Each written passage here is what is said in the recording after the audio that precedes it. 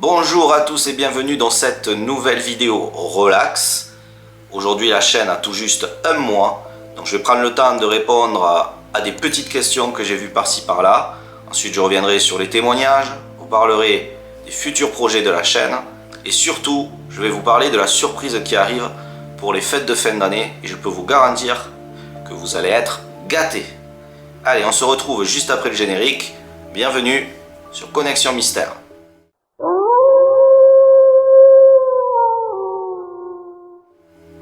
Je vais répondre à la première question, et sûrement la plus importante d'une certaine manière, c'est le pourquoi j'ai créé la chaîne Connexion Mystère. Donc déjà il y a deux raisons du pourquoi j'ai créé cette chaîne. Alors la première, c'est que je trouve que les meilleurs reportages documentaires sur les sujets qui sont traités ici même sur la chaîne sont souvent en anglais. Voilà. Et je trouve que c'est compliqué pour nous Français, en tout cas pour une grande majorité, de pouvoir tout comprendre. Et je trouve ça presque agaçant, tout simplement parce que les médias ne s'intéressent pas forcément à ce genre de choses, ou quand ils le font, je trouve que c'est pas super bien traité. Et je me suis dit que j'avais envie que les choses changent et je voulais que les Français, en tout cas le monde francophone, profitent de vrais témoignages et traduits entièrement pour qu'ils puissent vraiment tout comprendre de A à Z. Pourquoi je dis ça? Parce que souvent il y en a qui vous diront ouais mais il y a les sous-titres sur YouTube. Mais je pense qu'on peut tous se mettre d'accord pour dire que les sous-titres YouTube c'est quand même très bof. Je pense que ce serait presque à déconseiller. Il y a des mots qui manquent, des mots qu'on ne comprend pas, la ponctuation qui n'apparaît quasiment jamais. Je trouve que c'est pas plaisant. Alors il y en a qui vont le faire, hein, je comprends, hein, ça m'est déjà arrivé. Mais du coup, on n'est pas bercé par ce qu'on voit. On a plus du mal à s'immerger dans ce qui est raconté, dans le contexte. Et je trouve ça dommage. Tandis que quand tout est traduit, tout est bien sous-titré, c'est autre chose quand même. C'est vraiment autre chose. Et moi, je voulais déjà, dans un premier temps, apporter ça, voilà, apporter ce supplément d'âme pour tous les francophones et en plus avoir des témoignages inédits. Comme à chaque fois c'est souvent les anglophones qui en profitent, je me suis dit pour une fois ça va être les Français. Pour la deuxième raison, donc moi il faut savoir que je travaillais déjà un petit peu sur le sujet du loup-garou et que je faisais pas mal de recherches, je faisais aussi des recherches de témoignages, mais c'était un kiff personnel. Et c'est aussi parce que j'étais tombé sur la vidéo de Lionel Camille, donc le soir d'Halloween, où il parlait du Dogman. Et moi j'ai été ravi, hein, j'étais aux anges parce que je me suis dit enfin un Français qui prend la parole là-dessus. Parce que de mon côté, moi je connaissais déjà le sujet depuis un moment. Mais là, il y avait quelqu'un qui avait une chaîne qui était reconnue et qui parlait de ce sujet-là. Donc j'étais ravi. Et je me suis dit, il a bien taffé ses témoignages des livres de Linda Godfrey. Il les a bien exposés. Je me suis dit, c'est bon, c'est parti. Ensuite, boum, reportage sur le terrain, un témoignage en France. J'ai dit, c'est bon. Lionel Camille se débrouille très bien, il a besoin de personne et c'est parfait. Et donc pas besoin de créer une chaîne sur YouTube au sujet du Dogman. Seulement peu de temps après, d'après certaines interviews que j'ai pu écouter, il a subi beaucoup de pressions qui sont liées à son travail sur le Dogman. Et ça, il avait l'air de pas être bien par rapport à ça. En gros, il a plus trop envie de bosser là-dessus. Mais après on peut pas y en vouloir, honnêtement on peut pas y en vouloir. Et puis il s'intéresse aussi à plein d'autres sujets, donc je peux comprendre tout à fait qu'il ait mis celui-là de côté et qu'il soit parti travailler sur d'autres. Là il n'y a aucun souci, ça s'entend, ça se respecte complètement. Et donc là par contre pour moi ça a été compliqué parce que je me suis dit mince, si lui il traite plus le sujet, comment on va faire? Et donc c'est à partir de là que j'ai dit, ben moi en fait, ce que j'ai fait c'est que j'ai essayé de le relancer un peu. J'ai essayé de dire allez, j'ai envoyé un message en disant oui, j'ai des témoins, voilà en gros, que s'il voulait de l'aide je pouvais lui donner des contacts. Je dis aussi que j'allais lui donner mon témoignage. Bon, je n'ai jamais eu de réponse, donc je pense que vraiment l'histoire du Dogman, il a zappé quoi. Et enfin après je sais pas, mais en tout cas ça en donne l'impression. Et bien à partir de là, qu'est-ce que j'ai fait? J'ai dit bon ben Coco, hein, même si j'étais pas fan de créer une chaîne sur YouTube.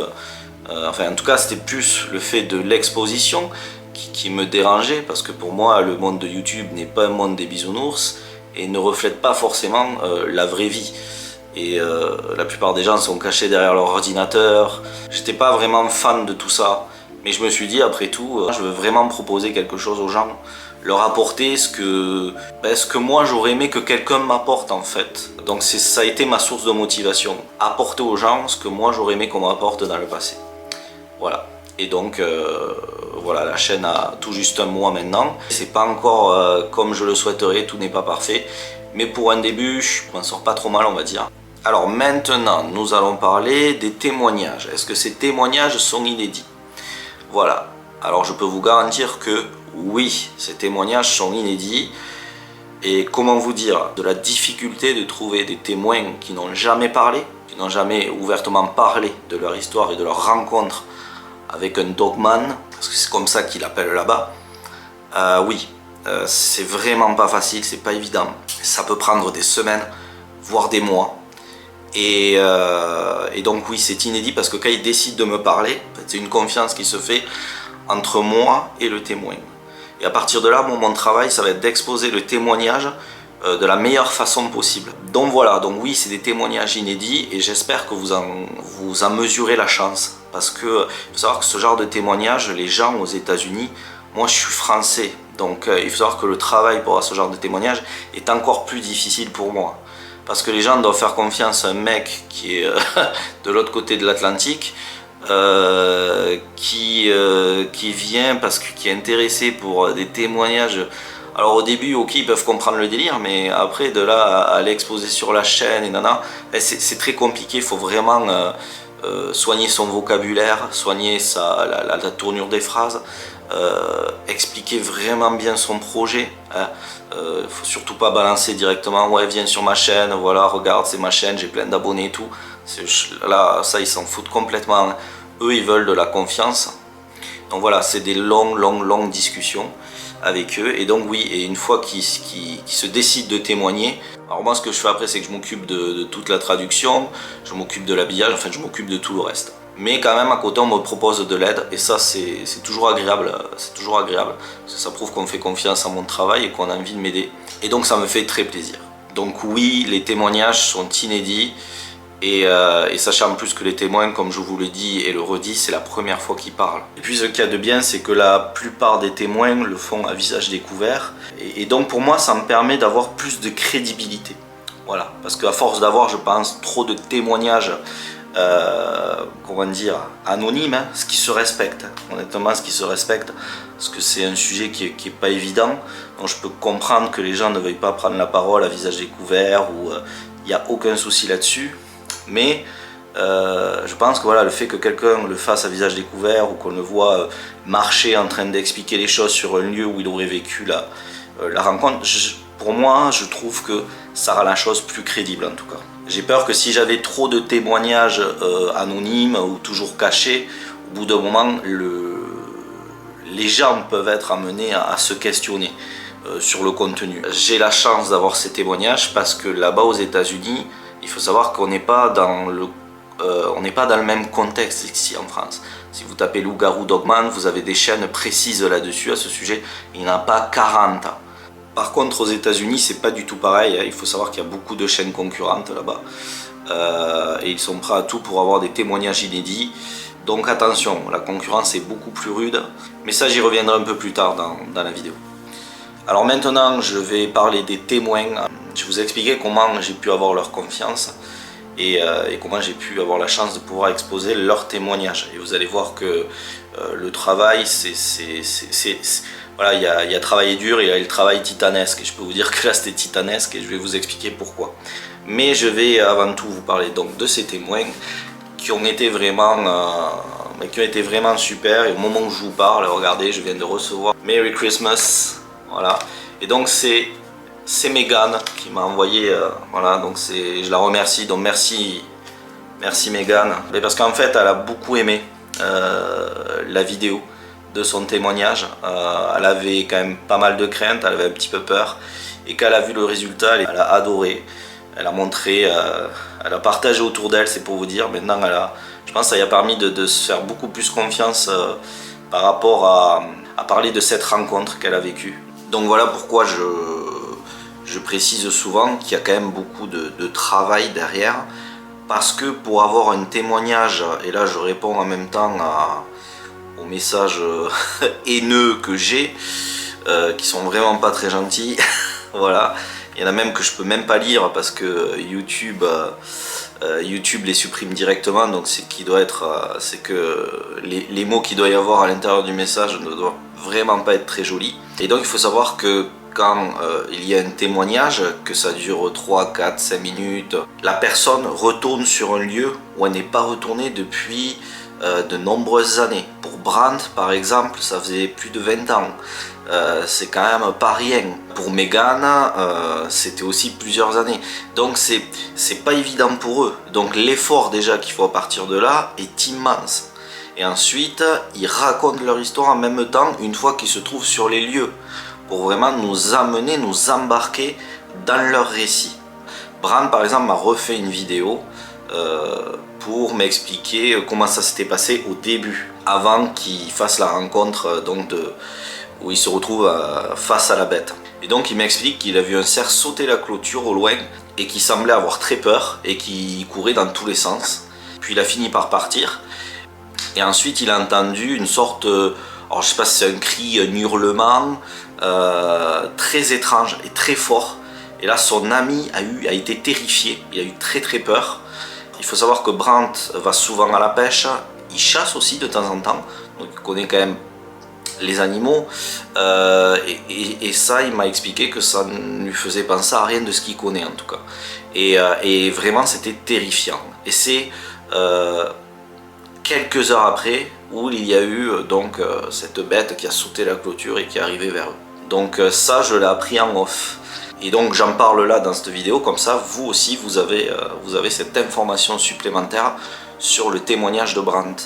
Alors ensuite sur le témoignage de Richard, j'ai eu des messages par rapport au son, voilà, parce que j'ai fait un petit habillage son derrière, voilà, je trouvais que ça faisait pour l'immersion. Alors moi honnêtement, avant d'uploader la vidéo, je l'ai regardé 3 fois, j'ai regardé 3 fois l'interview, à aucun moment j'ai été gêné par l'ambiance sonore, parce que si je l'ai laissé c'est que moi en tout cas j'entendais bien. Que je n'ai pas pu aller cette année. Alors tu es chasseur, hein, c'est ça aussi? Oh, chasseur, oh, chevreuil, chasseur chevreuil. D'accord. Et quand j'ai vu ce que j'ai vu, écoute, j'ai tout de suite dit non, faut pas que j'aille chasser. Donc par rapport au message que j'ai reçu et de cet habillage sonore qui a dérangé certains, je me suis dit que pour les prochaines interviews, je ne ferai pas d'habillage sonore. Et donc comme vous avez pu le voir avec Dimitri sur la vidéo de l'homme sauvage, il n'y a aucun habillage sonore. Voilà, et il n'y en aura pas sur les autres interviews par la suite. Comme ça, personne ne sera dérangé par rapport à une ambiance sonore derrière qui pourrait venir à altérer le témoignage ou déranger les personnes qui visionnent l'interview. Étant sur YouTube et donc exposé, forcément il fallait bien que j'ai mon lot de haters. Déjà. Alors la chaîne n'a que moi, comme je le dis, mais j'ai déjà des gars, ils sont chou bouillants. Bien sûr, la plupart des haters ne connaissent pas les ponctuations. En termes d'orthographe, alors je dis pas que je suis parfait, moi aussi je fais des fautes de temps en temps, mais j'essaye de m'appliquer, mais alors là c'est de la folie. Hein. Des fois c'est tellement mal écrit que franchement on comprend rien. Alors moi je vais être franc avec vous, j'ai déjà un travail qui est lié à ma première passion et j'en mesure ma chance chaque jour. C'est un travail passionnant et j'ai pu apprendre à travers ce travail que le succès vient à nous sans que forcément on le provoque. Et je dirais c'est la plus belle des récompenses d'un travail bien fait. Voilà, donc ne pas chercher le succès, mais attendre qu'il vienne à nous dû au travail qu'on fournit. Moi c'est comme ça que je vois les choses. Donc les haters, si les gars ils me saoulent, ils m'écrivent des trucs à la noix, ben, moi je vais virer direct, hein, parce que je vais pas prendre le temps de répondre à des gens énervés qui savent pas écrire et qui disent n'importe quoi. Donc ça peut être néfaste, très néfaste pour la confiance des témoins. Et donc ça, moi, au bout d'un moment, je vais plus le supporter et donc je je vais tout directement supprimer. Comme ça, voilà, vous êtes avertis. Là, j'ai pris le temps de répondre à un ou à deux rapido, quoi, mais voilà, je vais pas perdre du temps à chaque fois à faire ce genre de choses. Je ne passe pas mon temps derrière un ordinateur. Et je n'ai personne pour venir m'aider sur les montages et tout ça, et en même temps je ne le souhaite pas parce que j'ai envie que ce soit moi qui gère tout. J'aime consacrer du temps à faire tout moi-même, voilà, pour que cela soit en accord avec l'émotion que je souhaite transmettre et que surtout ce travail-là me ressemble tout simplement, avec ses qualités mais aussi ses défauts. Ensuite, il faut savoir que j'ai reçu beaucoup de commentaires concernant la chaîne de Lionel Camille et de Loup-Garou France. Et certains sont fanboy de l'un et fanboy de l'autre. Oui, mais c'est Lionel Camille qui a commencé. Enfin, moi je vais vous dire, hein, moi si Lionel Camille, je le répète encore, il avait continué, je ne serais pas là à vous parler ou à faire ma chaîne. Il n'y a aucun problème. Maintenant j'y suis et j'apprécie finalement. Je trouve ça plutôt intéressant. Les sujets que j'aborde me passionnent. Et puis je suis très content de le partager avec vous. Voilà, donc moi je ne suis en concurrence avec personne. Il faut savoir aussi que le sujet que l'on traite est peut-être le même, mais par contre il est travaillé de façon différente. Lionel Camille a sa façon de parler, de faire les choses, d'investiguer, pareil pour la chaîne Loup-Garou France. Et moi j'ai ma méthodologie, j'ai ma façon aussi de faire les choses. Et d'ailleurs c'est pour ça que je voulais ouvrir ma chaîne avec des témoignages de la bête de Bray Road, pour amener quelque chose de nouveau. Et comme je vous l'ai dit, souvent nous Français, on n'a pas la chance d'avoir des témoignages comme ça, de première main, inédits, de gens qui auraient vécu un face-à-face avec la bête de Bray Road. Moi je voulais vraiment arriver, ouvrir ma chaîne avec quelque chose de fort.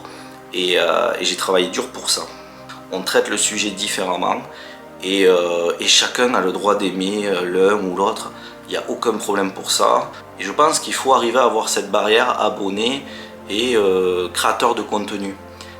Quand il y a des gens qui disent à 300 000 abonnés je vous aime machin, on ne sait pas qui c'est qu'il y a dans ces 300 000 abonnés, c'est pas 300 000 amis. S'il faut, il y a des gros pervers, des mecs qui ont des pensées bizarres. Moi par exemple, je m'abonne souvent aux chaînes où les créateurs de contenu ne disent pas tout le temps abonnez-vous à liker, abonnez-vous, likez. Vous voyez, s'il envoie un contenu qui me plaît, qui est très sympa et qu'à la fin il met un petit truc léger, voilà, abonnez-vous en bas, ou juste n'hésitez pas à vous abonner, un truc très léger, moi je dis ça me va, c'est trop insistant. Et là encore une fois, on peut soupçonner autre chose derrière, parce que vous savez, moi quand je me déconnecte de YouTube, je peux vous dire que l'algorithme de YouTube il est cruel. Dès que je me déconnecte de ma chaîne, il me balance dans la gueule voilà, tous les gens qui font des millions de vues et tout ça. Et je peux vous dire qu'il n'y a aucun sujet qui me plaît. Et puis il y a toujours ces... Alors je suis un peu mal placé parce que bon, j'essaye de faire des miniatures sympas, mais toujours avec quelque chose d'assez sérieux, de classique, de sympa. Vous voyez, je veux pas être dans le côté... Vous voyez ce côté où as-tu vu où j'ai l'impression que les gens ont tous sur les miniatures, vous savez, le syndrome de la poupée gonflable. Ou surtout les chasseurs de fantômes. Alors eux... Voilà, moi je veux encore une fois, je veux vraiment faire les choses bien, du mieux possible à mon niveau, mais aussi que ça soit simple et efficace. Pas de superflu quoi. Je me suis un peu lâché là-dessus, hein. Je suis parti dans un monologue là, mais bon voilà, comme ça vous permet de mieux me connaître. Donc revenons à ce que je disais au début, donc Lionel Camille, Loup-Garou France. Donc, moi je suis pas là pour faire de la concurrence, ma chaîne est toute récente, et voilà, j'ai une ligne conductrice, je continue mon petit bonhomme de chemin. Moi j'essaye de rester focus sur mon travail et ce que je vais proposer par la suite, et je peux vous dire que c'est pas rien, et vous allez voir que il y a eu beaucoup de recherche, beaucoup de communication, de dialogue et d'échange. Alors on m'a posé aussi la question du besoin financier. Donc à l'heure actuelle il faut savoir que moi je fais tout par moi-même, voilà, je subviens à mes besoins. J'avais aussi mis de l'argent de côté pour pouvoir partir faire mon documentaire, mon petit reportage sur l'American Werewolf, donc au Wisconsin, au Michigan, dans un premier temps. Et en plus, j'avais été invité à la conférence de la bête de Bray Road. Le seul souci, c'est qu'il y a eu le Covid, et donc, voilà quoi, j'ai pas pu partir, mais je suis toujours en contact avec les témoins, et ça c'est cool. Alors je dois vous dire que du coup entre temps j'ai eu d'autres propositions de témoins très reconnus. Alors je peux pas plus en dire tout simplement parce que j'ai leur confiance et du moment où je les rends accessibles, les gens vont peut-être vouloir les contacter ou me contacter à moi pour me poser des questions et tout ça. Et le problème c'est que à ce moment-là ça peut être néfaste pour la confiance qu'ils m'ont accordée. S'ils se retrouvent avec plein de gens qui les contactent, donc pour l'instant je peux pas trop en dire plus. Mais ils m'ont proposé des choses hyper intéressantes. Donc forcément à ce moment-là, je me dis que oui, effectivement, il se peut que financièrement, même si j'arrive à mettre de l'argent de côté pour subvenir à mes besoins de mon premier projet, c'est bon. Mais sur les prochains, j'en suis pas très sûr. Surtout que la situation Covid n'arrange pas la situation. Donc c'est compliqué. Donc c'est sûr que oui, si financièrement j'ai une aide, c'est top. Mais c'est-à-dire que je pars du principe où moi ça m'arrivait de donner, de faire des dons, mais sans forcément demander des contreparties ou tout ça. J'aime l'idée de l'anonymat, de donner parce que j'aime tout simplement le contenu. Et ça me fait plaisir de pouvoir l'aider. Et si je vous demande de m'aider financièrement, ça va à l'encontre un peu de qui je suis vraiment. C'est-à-dire que je vais devoir me forcer à dire quelque chose que j'ai pas envie de faire. Donc si vous aimez le contenu, si vous pensez que mes futurs projets qui certes ont besoin d'une aide financière, vous vous dites oui effectivement j'ai envie de l'aider, faites-le. Parce que moi je ne vais pas pouvoir vous dire à chaque fois dans les vidéos oui n'oubliez pas que vous pouvez m'aider financièrement machin. C'est quelque chose que je n'arriverai pas à faire. Donc je préfère rester fidèle à qui je suis. Donc voilà, peut-être je vous dirai de vous abonner, des machins comme ça, mais l'aide financière, j'ai du mal avec ça. Et après, ça se respecte, et il y a des gens qui le font, et je peux tout à fait le comprendre, n'y voyez aucun jugement là-dessus. Mais en ce qui me concerne, j'y arrive pas, c'est comme ça. Je pense que quand on veut faire des choses, il faut aussi savoir les faire par soi-même, les réaliser avec le travail qu'on a fourni en amont, pour qu'ensuite les gens se disent il a réussi à faire tout ça tout seul, là maintenant moi j'ai envie de l'aider. Si vous abonnez, pour moi c'est déjà une grosse aide. Si vous partagez mon travail, ça l'est d'autant plus. Je pense pas avoir d'autres choses à rajouter par rapport à la question de l'aide financière. Mais comme vous voyez, j'ai déjà une caméra night shot, et j'ai acheté aussi cet appareil avec lequel je filme là, qui fait de très très bonnes vidéos et qui coûte un certain prix. Donc tout ça c'est de ma poche. Avec mes économies, voilà, j'étais déjà prêt à partir en expédition de nuit là-bas aux États-Unis pour essayer de partir à la rencontre de cette fameuse bête de Bray Road. Et donc maintenant, on va parler des projets de la chaîne, ce qui va arriver très bientôt. Je ne sais pas si vous êtes prêts, et je me dis que le problème c'est qu'en vous proposant ça déjà aussi vite sur la chaîne, je me dis qu'est-ce que je peux proposer après, parce que déjà si en si peu de temps je vous propose ce genre de contenu, c'est quand même assez ouf. Mais en même temps, comme je vous l'ai dit, si j'ai ouvert la chaîne, c'est pas pour faire semblant et me la couler douce, c'est parce que j'avais déjà des contacts et parce que j'ai tout fait pour avoir du contenu de qualité, mais aussi des sujets parfois qu'on n'a pas forcément entendu parler, comme cet homme sauvage. J'ai adoré le sujet et j'espère qu'on va en reparler sur la chaîne avec les mêmes personnes, voire d'autres personnes qui s'intéressent aussi au sujet et qui travaillent là-dessus. Alors des témoins aussi, parce que je pense que peut-être qu'il y a des témoins qui vont commencer à prendre la parole, qui auraient peut-être vu cet homme sauvage, alors qui porte aussi différents noms. Moi j'aime bien homme sauvage, je trouve que ça lui va très bien. Donc pour l'instant, bon, je reste là-dessus, et puis peut-être qu'un jour quelqu'un qui s'y connaît beaucoup plus nous dira vraiment comment s'appelle cet homme sauvage. Voilà, donc je suis content de l'avoir fait sur la chaîne. Moi je n'ai rien trouvé sur l'homme sauvage ici en France. Alors par la suite j'ai reçu des liens, effectivement j'ai reçu deux liens. Alors je vais les mettre dans la description parce que je trouve que c'est vachement intéressant. Donc voilà, n'hésitez pas à aller les voir dans la description. On a aussi une autre personne qui travaille très sérieusement sur le sujet depuis de nombreuses années. Et j'espère la voir sur la chaîne aussi très bientôt. Et voilà, il fait du super boulot aussi là-dessus. Voilà, donc je suis très content d'avoir pu exposer ce nouveau sujet ici sur le YouTube francophone avec le sujet donc de l'homme sauvage. Ensuite, donc, j'ai décidé de vous gâter pour les fêtes qui arrivent là. Donc ça va être un peu le cadeau de Noël. Très prochainement, il va y avoir une interview qui va sortir sur la chaîne Connexion Mystère. Et attention, c'est du très lourd, accrochez-vous bien. Vous allez avoir une interview de Sophia Biermann. Alors elle aime bien l'appeler le werewolf, donc le loup-garou, tout comme moi d'ailleurs. Et donc dans l'interview, vous allez voir que Sophia revient aussi sur cette rencontre avec Linda Godfrey. Ça fait un petit moment que je parle avec Sophia Biermann. C'est devenu, je peux le dire maintenant, une amie. Et d'ailleurs, grâce à la confiance qu'elle m'a accordée, elle a décidé, et là encore une fois, vous avez beaucoup de chance, elle va raconter ces 2 rencontres. Donc il faut savoir qu'elle a fait 2 rencontres avec cette fameuse bête, ce Dogman, et que souvent dans les émissions de télé, elle a parlé de la première rencontre, sauf je crois dans son dernier passage dans Expédition X, la saison 3, où je crois qu'elle parle aussi de sa 2e rencontre. Mais encore une fois, il faut comprendre l'anglais et c'est une saison qui n'est pas encore passée sur les chaînes françaises.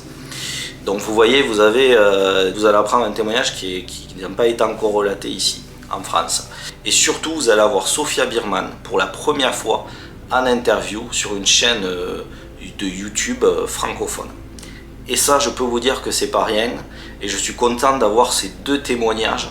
Comme ça, vous allez pouvoir en profiter. Et je la remercie infiniment de m'avoir accordé autant de temps. Il faut savoir qu'après l'interview, on a parlé jusqu'à 4 h du matin. Et c'est grâce à elle que j'ai appris beaucoup de choses aussi sur ce qui se passe à l'heure actuelle aux États-Unis. Mais ça, je vais y revenir un peu plus tard parce que ça va vous intéresser énormément. Ensuite, après, bon là ça y est, là franchement c'est du lourd que je vous envoie.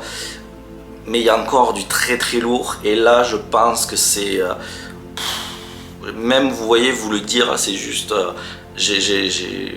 déjà, interviewer Sophia Biermann, c'était un rêve que j'ai pu réaliser. Et c'est vraiment génial.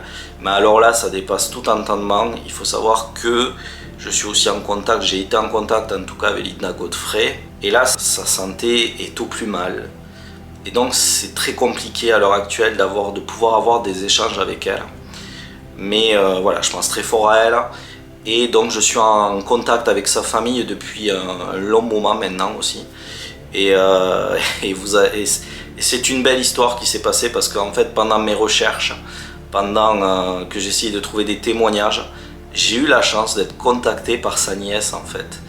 Et quelqu'un y a parlé de moi, qui m'avait vu en train de poser des questions, enfin de faire mes recherches, de rechercher des témoins.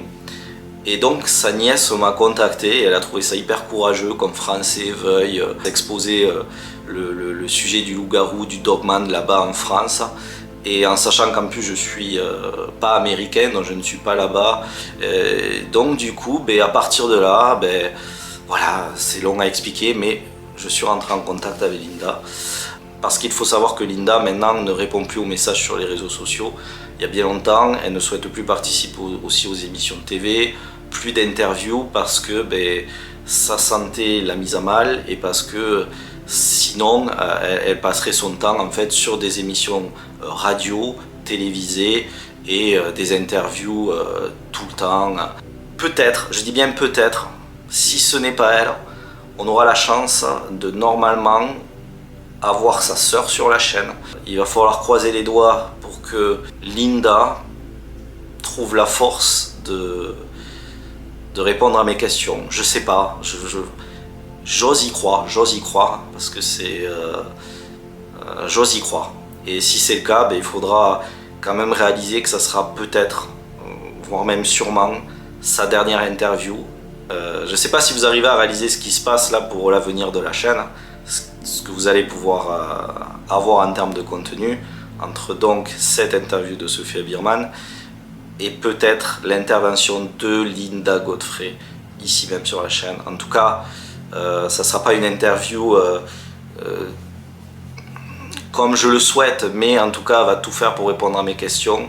elle va faire au mieux, mais si c'est pas, comme je l'ai dit à sa famille, si c'est pas possible, elle est vraiment trop fatiguée, ce n'est pas grave. Je pense que sa sœur connaît un peu le sujet aussi, elle connaît le travail de Linda, donc c'est une personne adorable aussi. Oui, je sais, c'est assez fou. Même moi, j'ai du mal à réaliser déjà, là, au bout d'un mois, déjà, vous dire que voilà, c'est ce qui va risque d'arriver sur la chaîne. C'est carrément net, parce qu'il faut savoir que sans Linda, qui a vraiment... déjà, elle a fait énormément de travail sur le sujet, elle a passé presque la moitié de sa vie là-dessus. Et surtout, c'est grâce à elle que les témoins ont commencé à parler. Sans elle, il n'y aurait pas eu cette soirée Halloween de Lionel Camille. Je ne sais pas si moi je serais là avec Connexion Mystère. Donc voilà, c'est la doyenne. Ça serait vraiment un honneur pour, dans toute la sphère du thème dogmaniesque, j'ai envie de dire, de la voir ici même sur la chaîne.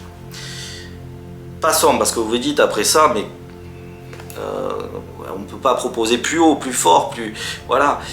Eh bien, écoutez, je suis en contact aussi avec une personne, voilà, une témoin très connue encore, qui a fait aussi un passage dans une saison d'une série très connue aux États-Unis, qui est passée aussi en France.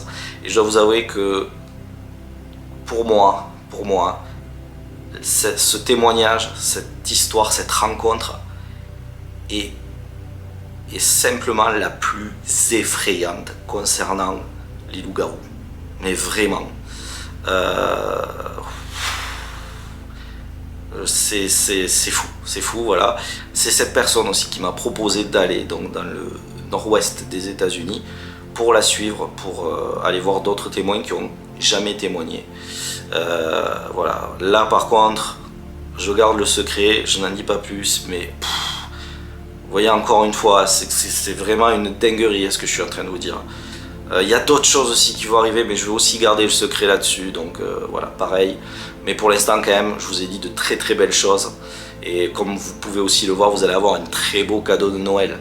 Alors bien sûr, il y aura aussi de nouveaux témoignages de face à face, en tout cas de rencontres avec la bête de Bray Road.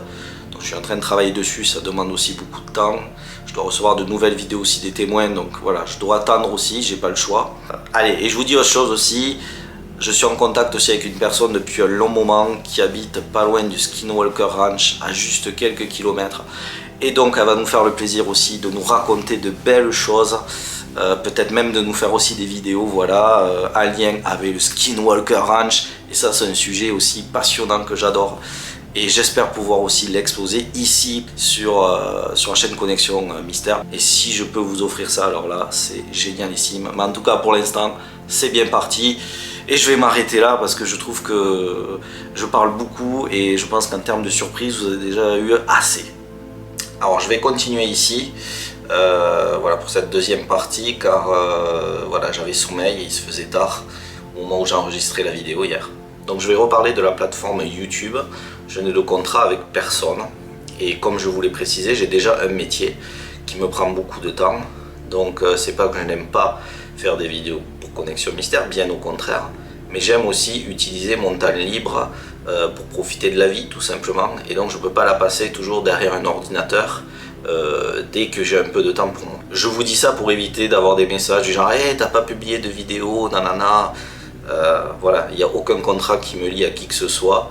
Il y en aura, mais il viendra quand moi je trouverai le temps de travailler sur ce contenu. Et donc en parlant de ça, je reviens sur ce que je vous avais dit. Donc je discute souvent avec Sophia Birman.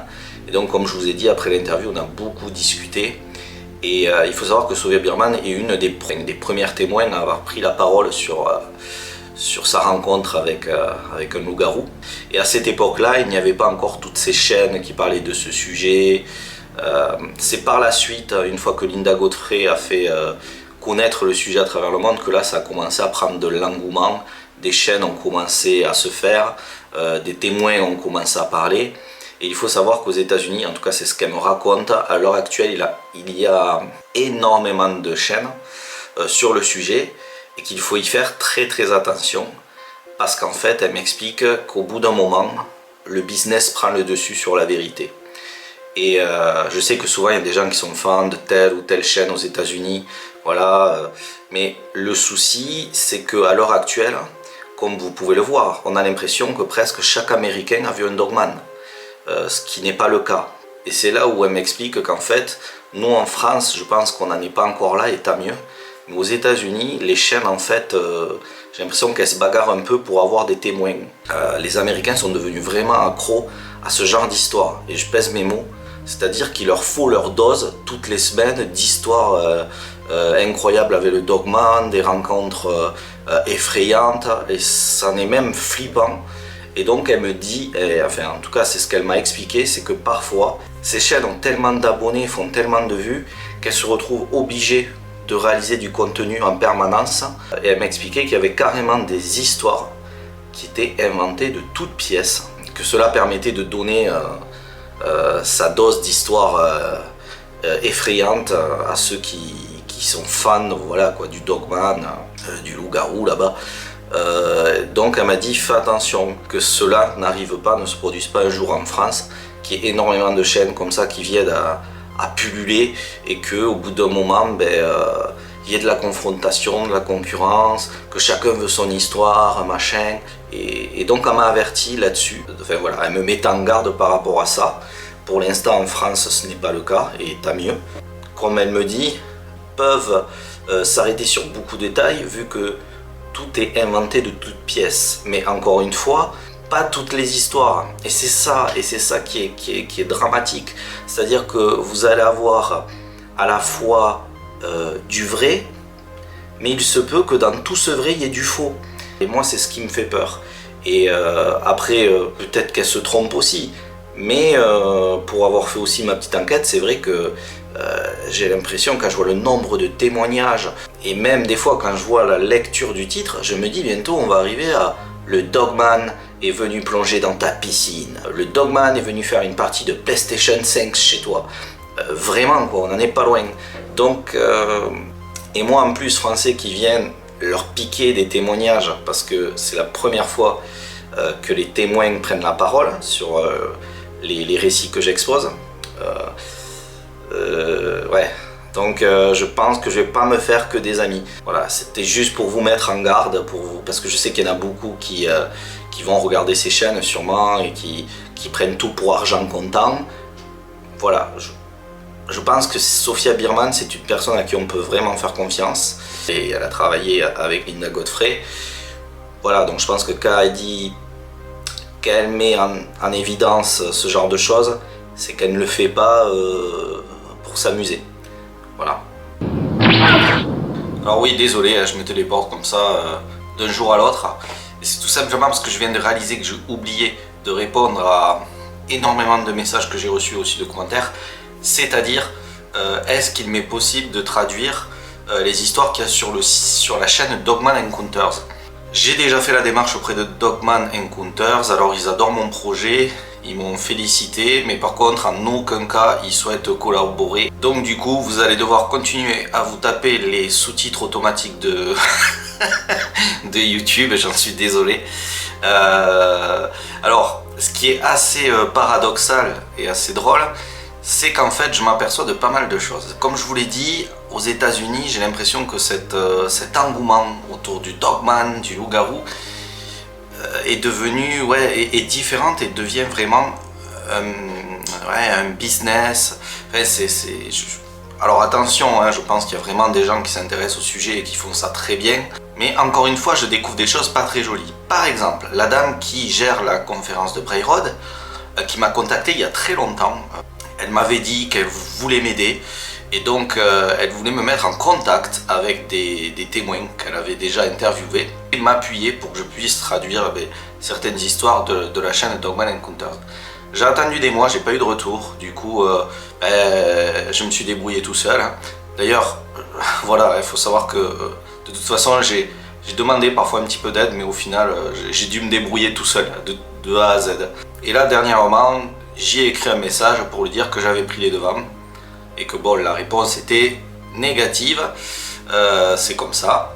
Et ce qui est très drôle, c'est que donc j'ai pas eu de retour de sa part, j'ai pas eu de retour. Pour avoir fait ma petite enquête, là dernièrement, encore une fois, j'étais sur un forum où il y a des fois des témoins qui cherchent à comprendre ou à prendre la parole. Et donc là, il y avait plusieurs personnes qui disaient oui, je crois avoir vu cette créature au bord de la route et tout ça. À aucun moment elle prend soin de poser des questions aux témoins, de rentrer en contact avec lui. Et elle, en fait, direct, elle envoie son copier-coller, elle fait la promotion de sa conférence, elle fait sa pub, sa com. Moi, je trouve ça pas top. Je pense qu'il y a vraiment une idée commerciale derrière, ça se ressent.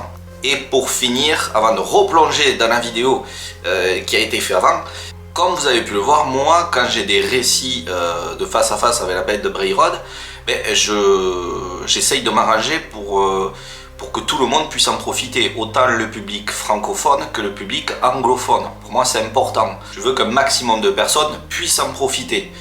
Et c'est là où je me dis, c'est quand même fou, c'est que dans les commentaires, j'ai un monsieur qui a une chaîne aussi qui s'appelle Talkman Encounter qui me laisse un message. Et j'ai aussi cette dame là, la référente de la conférence de Bray Road qui me laisse un message genre « Ah, je suis impatiente de voir la suite, oh, c'est super, c'est génial !» Ouais.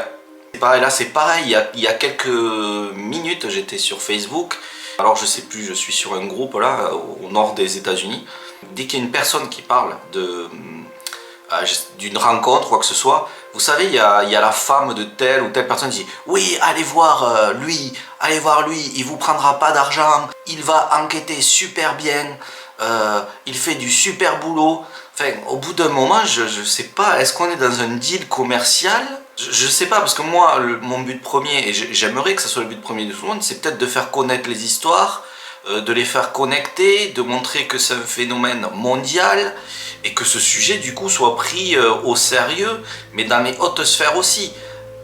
Moi, je sais pas, et c'est vrai qu'en fait, des chaînes Dogman, il y en a plein. Donc voilà, donc moi au final je me retrouve à partager pour tout le monde, mais par contre personne ne veut partager avec moi. Écoutez, c'est pas grave, de toute façon comme vous pouvez le voir, j'ai quand même du beau contenu. Et encore une fois, je m'aperçois que c'est chez les anciens, les tout premiers témoins, où vraiment il y a cette bienveillance, où ils nous expliquent, ils ont vu l'évolution, comment ça a évolué là-bas, et qui nous avertissent. Et je pense qu'il faut en parler dès maintenant. Et c'est chose faite. Allez hop, je disparais. On replonge dans la vidéo que j'étais en train de faire. Pour finir, je voudrais remercier tous les gens qui se sont abonnés à la chaîne, tous les gens qui partagent mon contenu autour d'eux. C'est vraiment très très important. Et je voudrais aussi remercier les followers de l'ombre, hein. C'est comme ça que je les appelle en tout cas. Donc ce sont ceux qui regardent les vidéos mais qui ne s'abonnent pas et qui likent pas, ou enfin bref, mais qui regardent la vidéo. Je voudrais quand même les remercier parce que ils font des vues et ils regardent mon contenu tout de même, donc je tiens quand même à les remercier. Maintenant bien sûr ça m'arrangerait forcément qu'ils cliquent sur s'abonner, mais bon voilà, je ne souhaite forcer ou influencer personne. Je veux que ça soit plus le travail qui est fait dans la vidéo qui vous pousse à le faire de vous-même. Je trouve ça plus valorisant pour moi que forcer quelqu'un à s'abonner, donner de l'argent et tout ça. Mais après, encore une fois, ça ne concerne que moi, et ce n'est que mon avis personnel bien sûr. Et peut-être que je fais fausse route parce que c'est pas du tout ça, parce que je sais que normalement dans chaque vidéo il faut insister avec l'abonnement et tout ça. Mais pourquoi ne pas essayer de faire aussi le contraire? Essayer de prendre les choses d'une autre manière. Voilà, je pense que j'ai fait le tour de tout. En tout cas, j'ai à peu près répondu à la plupart des commentaires qui reviennent, des questions qui m'ont été posées. J'avoue qu'il y a un certain projet qui me trotte dans la tête pour plus tard. Alors ça va dépendre de la progression de la chaîne bien sûr, mais j'imagine dans le futur, si cela est possible, il n'y a pas de mal à l'imaginer, une conférence sur le sujet du loup-garou avec des témoins. Et des témoins d'un peu partout, des témoins qui nous viennent de différents pays, pour créer une vraie connexion entre les témoins. Cela pourrait permettre aussi de traiter le sujet avec beaucoup plus de sérieux et montrer que ce phénomène est mondial. Et bien sûr, si vous pensez avoir vu ou croisé un loup-garou ou qui sait autre chose, n'hésitez pas à me contacter. J'aimerais beaucoup exposer votre rencontre ici même.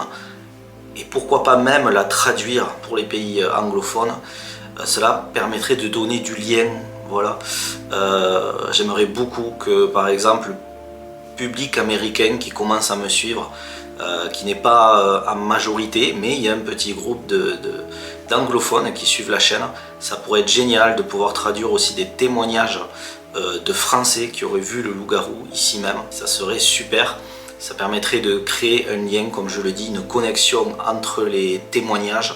Et ça va permettre aussi de crédibiliser encore plus les rencontres avec le loup-garou. Et bien sûr, votre cadeau de Noël, l'interview de Sophia Birman avec ces 2 rencontres. Et ça, c'est pas rien. Voilà, je vous remercie de votre confiance, je vous remercie du soutien que vous apportez à la chaîne. Et puis moi, je vous dis forcément à très bientôt. D'ici là, n'oubliez pas de rester connecté au mystère. Salut tout le monde, bye bye. Notre peur vient non pas de ne pas être à la hauteur. Notre peur vient du fait que notre pouvoir est presque sans borne. On se dit souvent, qui suis-je moi pour être brillant, ravissant, talentueux et fantastique? À vrai dire, qui est-on pour ne pas l'être ?